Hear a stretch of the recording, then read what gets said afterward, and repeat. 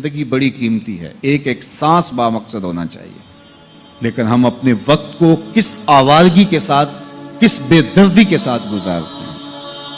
حضرت امام شافعی کہتے ہیں کہ میں نے فقیروں سے دو باتیں بڑی پتے کی سنی اور انہوں نے مجھے بڑا نفع دیا۔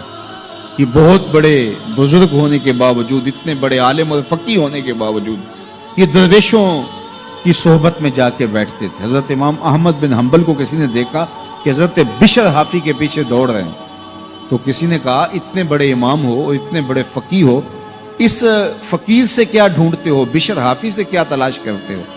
تو حضرت امام احمد بن حنبل نے کہا کہ احمد بن حنبل جس رب کو مانتا ہے، بشر حافی اس رب کو جانتا بھی ہے۔ تو فقیروں کی باتیں بڑی پتے کی ہوتی ہیں، تو کہتے ہیں کہ فقیروں کی دو باتوں نے، امام شافعی بولے، کہ مجھے بڑا فائدہ دیا۔ ایک تو یہ الوقت سیف قاطع، وقت کاٹ دینے والی تلوار ہے، اگر وقت کو تم کاٹو گے تو ٹھیک، ورنہ وقت تمہیں کاٹ دے گا۔ اب تمہاری مرضی ہے کہ وقت کے گھوڑے پہ تم سوار ہو کے اپنی مرضی سے وقت کو چلاؤ، یا پھر تم وقت کے رحم و کرم پہ ہو اور اس کی موجیں تمہیں جس سمت چاہیں بہا لے جائیں۔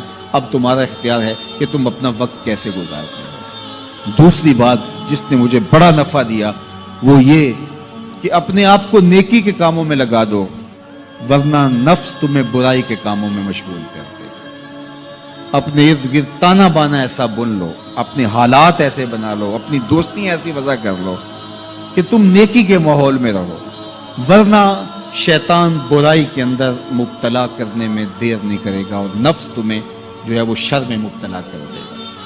تو فرمایا کہ کسی شخص کے اسلام کا حسن یہ ہے کہ وہ بے مقصد کاموں کو چھوڑ دے۔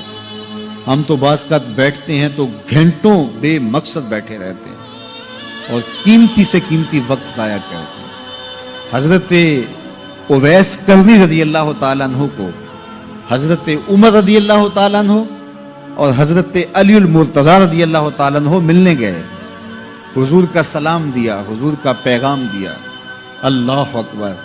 تو ویسے کرنی تو تڑپ گئے نا، چشمان سے آنسو ہیں اور بار بار پوچھتی ہیں میرے حضور کے لبوں پہ میرا نام کیسے آیا تھا۔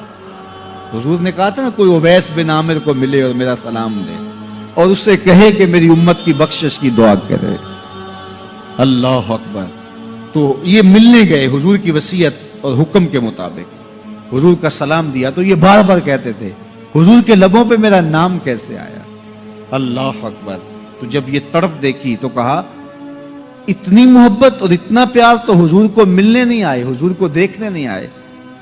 تو حضرت اویس کرنی فرمانے لگے تم نے میرے حضور کو دیکھا ہے؟ تو یہ خاموش ہو گئے، تو کہنے لگے میں نے نہیں نہ دیکھا تو مجھ سے پوچھ لو، تم پہلے بتاؤ کہ حضور کے ابرو جڑے ہوئے تھے یا کھلے ہوئے تھے؟ اللہ اکبر، تم نے تو حضور کو دیکھا ہے تو ذرا بتاؤ نا۔ پھر خود ہی فرمانے لگے جس نے نہیں دیکھا اس سے پوچھ لو۔ کہا کوئی قریب سے دیکھتا تو کھلے ہوئے نظر آتے، دور سے دیکھتا تو جڑے ہوئے نظر آتے۔ معلوم ہوا کہ حضور کی قربت میں ہی رہے ہیں اگرچہ بظاہر دور رہے ہیں۔ تو یہ اتنے جلیل القدر صحابی ملنے گئے، کچھ دیر باتیں کی، اس کے بعد حضرت اویس کرنی نے ہاتھ بڑھا دیے، کہا اچھا آپ نے بھی آخرت کی تیاری کرنی ہوگی، میں نے بھی کرنی، اچھا حشر کو ملیں گے۔ اللہ اکبر۔ تو وقت بہت قیمتی ہے، کسی کے اسلام کا حسن یہ ہے کہ وہ بے مقصد کاموں کو ترک کر دے۔ میں کوئی بہت لمبی عمر نہیں رکھتا، لیکن مجھے آج سے 35 سال پہلے کے حالات کی ہوش ہے، اور جو میرے سے زیادہ عمر میں ہیں وہ اس سے پہلے کے حالات جانتے ہیں۔ تو میرا بنیادی طور پہ ایک دیہات سے تعلق ہے، تو میں اچھی طرح جانتا ہوں کہ لوگوں کے پاس جو آج کچھ ہے وہ آج سے 35-40 سال پیچھے نہیں تھا۔ بالخصوص دیہاتوں کے اندر لوگوں کے پاس ایک یا دو جوڑے ہوتے تھے اور انہیں بار بار پہنتے تھے۔ کسی شادی یا بیاہ کے موقع پہ جانا ہوتا تو بعض اوقات کسی سے وہ لباس یا جوتے مانگ کے لے کے جاتے۔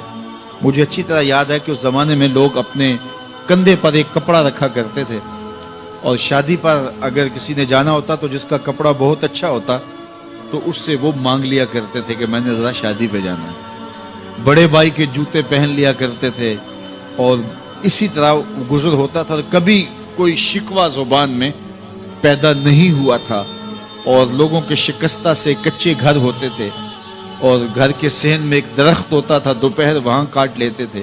اکثر لوگ دوپہر کا کھانا تیار نہیں کرتے ہوتے تھے، دودھ پی کر کے ہی گزارا کر لیتے تھے. صبح کو ناشتہ اور شام کو کھانا ہوتا تھا، لیکن اس کے باوجود اللہ کا شکر کیا کرتے تھے. یہ پچھلے دن میں گزرا تو دیکھا کہ بچے کھیل رہے ہیں اور غبارے پھوڑ رہے ہیں، اور جب غبارہ پھٹتا ہے نا تو بچے خوش ہوتے ہیں، کہہ لگاتے ہیں. پھر دوسرا غبارہ ہے وہ اس سے کھیلنے لگ جاتے ہیں، اور پھر جب وہ پھٹتا ہے تو پھر خوش ہوتے ہیں.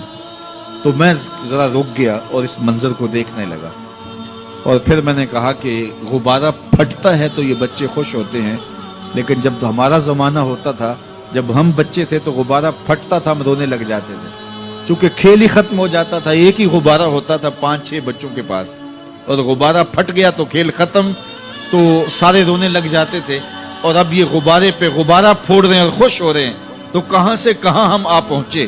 لیکن اس زمانے میں اگر کسی سے پوچھا جاتا، لوگ پیدل سفر کرتے اور لباس بھی پورے نہ ہوتے، تو جب کسی سے پوچھا جاتا کیا حال ہے تو وہ لمبا ہاتھ کر کہتا ہے اللہ کا شکر ہے. اس کی باڈی لینگویج بتاتی تھی کہ وہ اس کا رواں رواں اللہ کا شکر ادا کر. تو اس کا لہجہ بتاتا تھا، اس کا انداز بتاتا تھا کہ وہ اللہ کا شکر کس گہرائی قلب سے کر رہا ہے. تو وہ کہتا ہے اللہ کا شکر ہے. اور آج جب کہ اتنی نعمتیں لوگوں کو میسر ہیں، اتنا کچھ نصیب ہے، عالی نصب گھروں میں رہتے ہیں، لمبی لمبی گاڑیاں ہیں، سہولتیں ہیں، آسودگیاں ہیں، آسائشیں ہیں، مالی آسودگی ہے، رہائشی آسودگی ہے، کھانے پینے کے وافر سامان ہیں، ٹیبل پہ اتنے کھانے لگے ہوئے ہوتے ہیں کہ باری نہیں آتی کھانے کی. اور اس قدر لباس ہے کہ موسم گزر جاتا ہے اور بعض لباس بدلنے کی باری نہیں آتی. لیکن اس کے باوجود کسی سے پوچھے جناب کیا حال ہے، آسودہ حال شخص سے بھی پوچھیں تو وہ بھی بڑے آہستگی سے کہتا ہے بس چل ہی رہا ہے. تو وہ زمانہ تھا کہ جب لوگوں کے پاس کچھ تھا نہیں تو لمبا ہاتھ کر کے کہتے، تشکر کا لہجہ کتنا دل آویز تھا، اللہ کا شکر ہے. اور آج کہتے بس گزر ہو ہی رہی ہے، بس چل ہی رہا ہے. تو ناشکری بڑھتی چلی جا رہی. اتنا کچھ ہونے کے باوجود جو ہے وہ ان کا بھی چل ہی رہا ہے. تو کہا ان الانسان لربہ لکنود، بے شک انسان اپنے رب کا ناشکر ہے. اتنی نعمتیں کھانے کے باوجود، اتنی دولتیں سمیٹنے کے باوجود، اتنی عزتیں پانے کے باوجود، اتنی آسائشیں حاصل کر چکنے کے باوجود، دولت کے اتنے انبار رکھنے کے باوجود، اس کی زبان بولتے ہوئے کتنے بخل سے کام لیتی ہے کہ بس گزر اوقات ہو ہی رہی ہے. اور میاں تیرے رب نے تجھے اتنا کچھ دیا، یہ دولتیں، یہ دولتوں کے انبار، یہ آسودگیاں، یہ بہاریں، یہ سب کچھ نہ ہوتا، تجھے زندگی بخش دی تھی، اس کا ہی شکر تیرے اوپر واجب تھا. اللہ اکبر. اللہ نے حضرت انسان کو یہ جو کچھ دیا ہے، کتنی چیزیں ہیں ہمیں پتہ بھی نہیں کہ وہ نعمت ہے، لیکن اللہ نے ہمیں عطا کی. دنیا کا ایک امیر ترین شخص تھا اوناسس، تو اس کے یہ آنکھوں کے جو پپوٹے تھے یہ کام کرنا چھوڑ گئے. ہمیں کبھی اس کا احساس بھی نہیں ہوا کہ یہ کوئی نعمت ہے. آٹومیٹک سسٹم میرے رب نے لگایا ہے، ادھر تنکا اڑا ادھر آنکھ بند ہو گئی. لیکن اس کو مسئلہ کیا ہوا کہ یہ پٹھے اس کے ختم ہو گئے اور وہ اپنی مرضی سے آنکھیں نہیں بند کر سکتا تھا. ڈاکٹر سلوشن ٹیپ لگا کے آنکھیں کھول دیتا اور جب اس نے سونا ہوتا تو وہ بند کر دیتا. دنیا کے امیر ترین لوگوں میں سے ایک نام تھا. تو کسی نے اس سے پوچھا کہ تیری زندگی کی سب سے بڑی خواہش؟ اس نے کاش اپنی آنکھیں اپنی مرضی سے کھول سکوں. کہا اس کے لیے تجھے کوئی قیمت لگانی پڑے تو کتنے پیسے لگا سکتا ہے؟ کہا ساری دولت لگ جائے، کاش میں اپنی آنکھیں اپنی مرضی سے کھول سکوں. مجھے یہ بتائیے کہ حضرت انسان کو کیا کچھ نہیں اللہ نے دیا. یہ لعاب ہے نا، لعاب ہم روز پھونکتے ہیں، یہ مقدار سے کچھ کم ہو جائے تو بولنے میں دقت، نظام انہضام خراب. یہ جو لعاب ہمارے منہ میں آتا ہے جو ہم تھوک دیتے ہیں، یہ قدرتی گریس ہے جو بولنے میں مدد دیتی ہے، نظام انہضام کو ٹھیک رکھتی ہے. اور اگر یہ لعاب کم ہو جائے مقدار سے تو نظم خراب ہو جائے. اللہ اکبر. تو ہم نے کبھی سوچا کہ یہ بھی نعمتیں ہیں؟ باقی روشن آنکھیں، چمکتا چہرہ اور زور آور ہاتھ، چوڑی چھاتی، دھڑکتا دل، اور کہتے ہیں اس دماغ کا اگر کمپیوٹر تیار کیا جائے تو نیو یارک شہر سے بڑا ایک بکریاں چرانے والے شخص کے دماغ کا کمپیوٹر بنے. یہ حضرت انسان کو اللہ نے اتنا کچھ دیا ہے اور پھر اس کو نعمتیں دی, عزتیں دی, جائیدادیں, زمینیں, لمبی لمبی گاڑیاں, عالی نسب پلازے, کتنا کچھ دیا. پھر خوبصورت اولادیں دی, کیا تسکین قلب کے لیے رکھا اس نے. تو اس کے باوجود بھی یہ کہہ رہا ہے بس چل رہا ہے, گزر اوقات ہو رہی ہے. ان الانسان لربہ لکنود, انسان اپنے رب کا کتنا ناشکرا ہے. اس نے کیا کچھ اسے عطا کیا, کیا کچھ عطا کیا, لیکن یہ شکر کا کلمہ بھی نہیں بولتا, بخل سے کام لیتا ہے. تو کہا یہ ناشکرا ہے اور اس پر کوئی خارج سے دلیل لانے کی ضرورت بھی نہیں ہے. وَإِنَّهُ عَلَىٰ ذَلِكَ لَشَهِيدٌ, اور یہ خود اس پہ گواہ ہے. ذرا اپنے اندر اتر کے دیکھے تو یہ کتنا بخل کرتا ہے شکر ادا کرنے میں, اسے خود سمجھ آ جائے گی. وَإِنَّهُ لِحُبِّ الْخَيْرِ لَشَدِيدٌ, اور اس کی ایک خصلت یہ ہے کہ یہ دولت کی محبت میں بڑا سخت ہے. دولت کی محبت یہ بہت زیادہ اپنے سینے میں پال چکا ہے اور یہ دولت اس کی محبوبہ بن گئی ہے. دولت تو اس کی ضرورت ہونی چاہیے تھی لیکن اس نے اس کو اپنی محبوبہ بنا لیا. وَإِنَّهُ لِحُبِّ الْخَيْرِ لَشَدِيدٌ, اس کو محبت زر شدت سے ہو گئی ہے. سویر سے شام تک اس کا وظیفہ ہی یہی ہے. اس کی زندگی کے اندر منصوبے یہ چلتے ہیں. اللہ نے اتنا نوازا ہوا ہے, اس کی ساری زندگی آسودگی سے گزر سکتی ہے جتنا اس کے پاس موجود ہے, لیکن اس کے باوجود ہر وقت اس کے دماغ کے فیتے پہ یہی چلتا ہے اور یہی کہانی چلتی ہے, یہ زیادہ کیسے ہو, یہ زیادہ کیسے ہو, یہ زیادہ کیسے ہو. اس اضطراب نے اس کو بے چین کر دیا ہے اور خواہش زر نے, حوث زر نے اس کا چین چھین لیا ہے اور اتنی محبت جاگزی ہوگی اس کے دل میں کہ اللہ کی محبت کے لیے اس کے دل میں جگہ ہی نہیں بچی. وَإِنَّهُ لِحُبِّ الْخَيْرِ لَشَدِيدٌ. اللہ اکبر. اب پہلے گھوڑوں کی اداؤں کی قسمیں کی, پھر اس کے بعد حضرت انسان کی یہ جو بڑی خامیاں تھی, جو خامیاں جڑ ہیں اس کی باقی خامیوں کی, ان کو بیان کیا. ایک تو ناشکرا ہے, جو ملا ہے اس پہ یہ شکر ادا نہیں کرتا, حالانکہ اگر وہ شکر ادا کرے, رب کا وعدہ ہے کہ اگر تم شکر ادا کرو گے میں اور زیادہ دوں گا.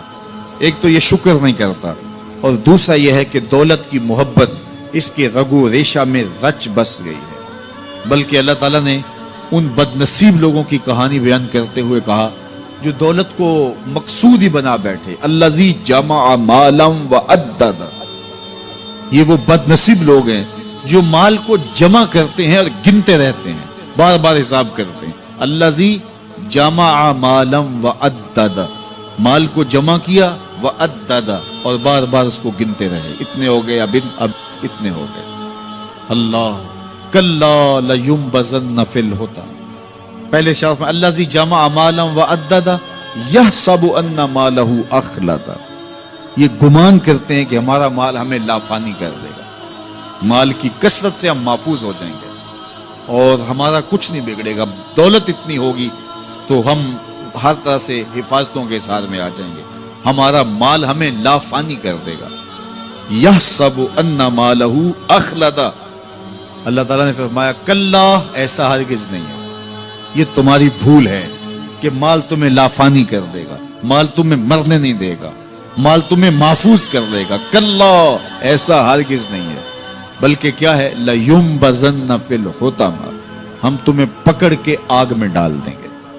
لَيُنبَذَنَّ کے لفظ پہ اگر غور کیا جائے تو عربی میں جب ان کا جوتا پرانا ہو جاتا تو پرانا جوتا جب پہننے کے بھی قابل نہ رہتا تو اس کو اتار کے ایسے حقارت سے پہنتے اور اس کے لیے لفظ استعمال کرتے نبذت النال, میں نے جوتا پھینک دیا.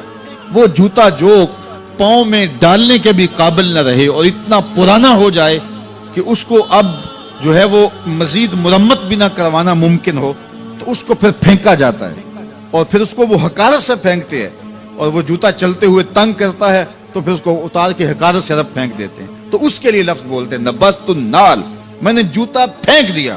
حقارت سے پھینکنے کو نبض کہتے ہیں, اور یہی لفظ اللہ تعالیٰ جل شانہ نے فرمایا کلا لینبذن فی الحطمہ. اے اہل عرب, جس طرح تم جوتا پرانا حقارت سے پھینکتے ہو, ہم حقارت سے تمہیں آگ میں ڈال دیں گے. کلا لینبذن فی الحطمہ, یہ ان مالداروں کی کہانی ہے جنہوں نے مال کو اپنا معبود بنا لیا، مال کو اپنا مقصود بنا لیا، مال مال مال، ہر قدر پامال کر دی، ہر قدر کی قربانی دے دی مال کے بدلے، اور مال ہی ان کا مقصود بن گیا، اور یہ سمجھے کہ یہ مال جو ہے وہ ان کو لافانی کر دے گا، ان کو مرنے نہیں دے گا، ان کے لیے حفاظتی حصار بن جائے گا۔ کلا لینبذن فی الحطمہ وما ادراک ما الحطمہ۔ اللہ فرماتا ہے جانتے ہو جس حطمہ میں، جس آگ میں تمہیں ڈالا جائے گا وہ آگ کیا ہے؟ مل حطمہ، کیا تمہیں پتا ہے وہ حطمہ کیا ہے؟ پھر خود فرمایا نار اللہ الموقدۃ التی تطلع علی الافئدہ، یہ اللہ کی جلائی ہوئی آگ ہے جو دل کھا جائے گی، جو کلیجے چاٹ جائے گی۔